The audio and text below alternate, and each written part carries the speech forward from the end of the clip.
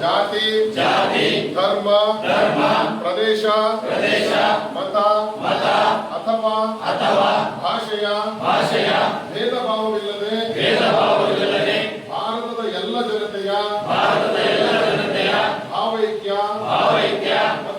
ಮತ್ತು ಸೌಹಾರ್ದಕ್ಕಾಗಿ ಕಾರ್ಯನಿರ್ವಹಿಸುತ್ತೇನೆಂದು ಪ್ರತಿಜ್ಞೆ ಮಾಡುತ್ತೇನೆ.